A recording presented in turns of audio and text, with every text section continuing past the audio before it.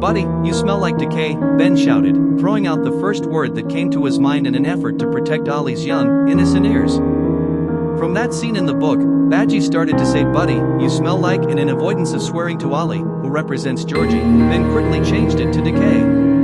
Ollie didn't know what decay meant. Throughout the rest of the book, Distorted Penny would be known as Decay. Almost as in foreshadowing, the new chapter who hosts the same name as Distorted Penny in the book is all about decaying infected. Welcome to the idea of theorizing what is going on in this chapter, because this chapter reveals too much about Bunny's story, but also, who are we? Because the ending of the chapter we encounter a mysterious voice, with none other than one word given to us in a black screen. That word being soon, something Minnie Toon himself had said on Twitter regarding to the future of the chapter. There's another ending coming out, and there's too much to theorize on. Firstly, I'm completely wrong. We did not look for Mr. P, but rather Bonnet, the sister of Bunny. Although at first I thought she was just a plot device to get the game going, later Bonnet is revealed from the name given by Axel Blow for the guy that chases us, the half cyborg, half decaying, and half divided. Then the height Bonnet should be for being little.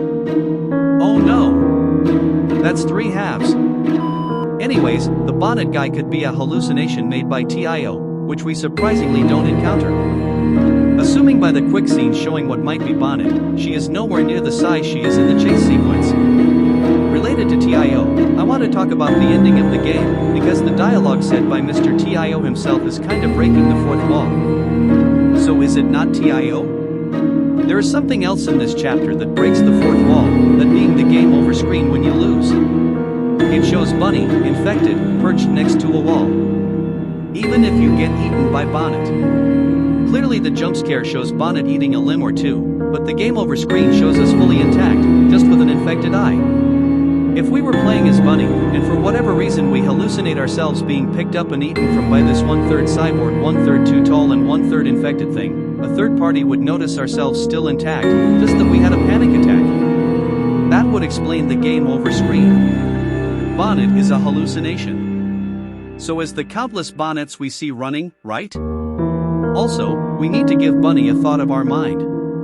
If there were random laughs, there is a very low chance that it is someone of importance, a sibling, maybe a younger sister of sorts. Anyways, should I mention how genuinely far we went to find Bonnet? TIO really tricked her with that. But if I'm honest, the most important thing in this chapter has to be the scene a bit after the beginning. We see a mysterious shadow and Mr. P walking away from Bunny in the hospital until near the end, where they look right back with a concerning stare. On the floor, we see a note saying, "You left us for him." Or rather the floor. The mysterious shadow seems to be universally agreed to be none other than Sheepy. Sheepy and Bunny seem to have known each other from this scene, and their stories definitely intertwine. No wonder Sheepy and Bunny are right next to each other location-wise. Regardless, the most interesting part was the him. Who could him be? Us is probably Mr. P and Sheepy, but who is he? The most we knew of Bunny was how she was with Mr. P and his team most of the storyline. This is why us is not Mr. P. The him is Mr. P. So who is us? And what does Sheepy have to do with all of this? Well, I think the answer is in another memory later in the game. In a special room in our house, we have a scene of 2 people talking, and at the end, one of them leaving. These people are about the same height, and they both look like bunnies. On the wall, it says "our last time," showing that Bonnet and Bunny, assuming that's who they are, never saw each other again. This does explain why Bunny has such a strong desire to see Bonnet again. Him would represent Mr. P. But, here comes the question, actually too. What does Sheepy have to do with this, and why did Mr. P and Sheepy look back at us? The first part, Mr. P and Sheepy were running away from us, before giving a concerning stare.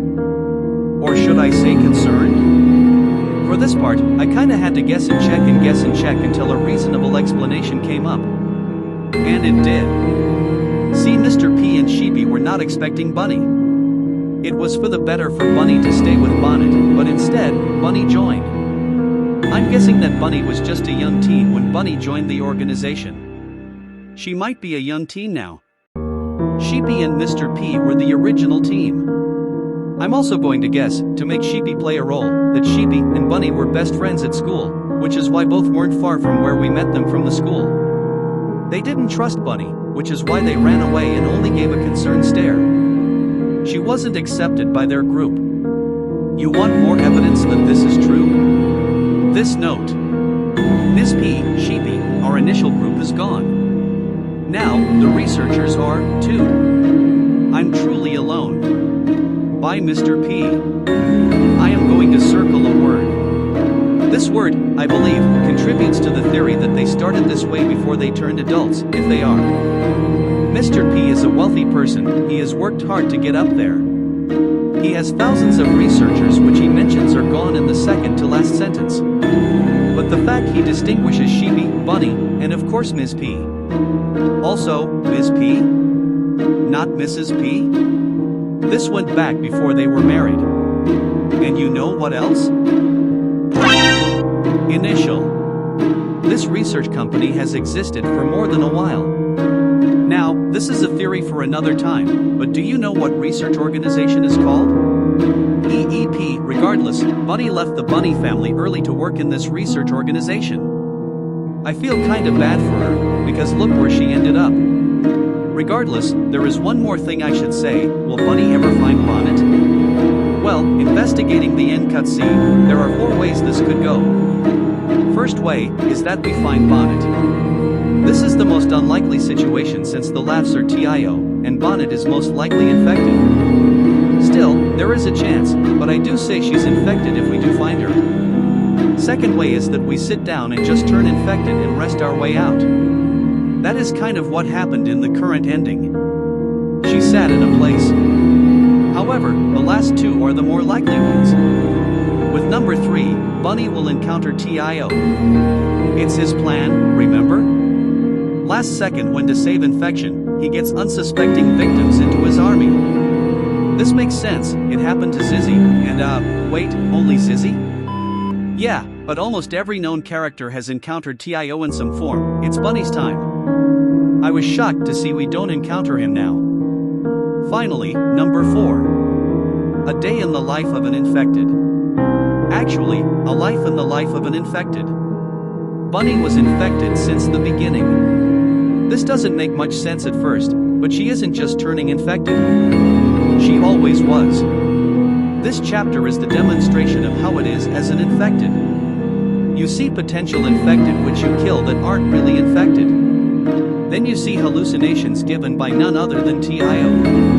And then it repeats. That is why, unlike other chapters where a shot from a gun or crossbow only takes them out for 20 seconds, this actually does damage. They aren't infected. They are normal human beings. Or, should I say, animal beings?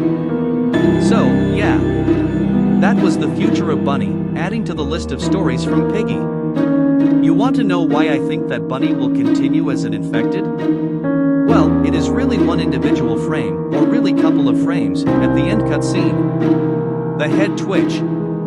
One of the biggest sources for this video was the video made by Mr. Cheese, called The Entire Story of Decay Explained.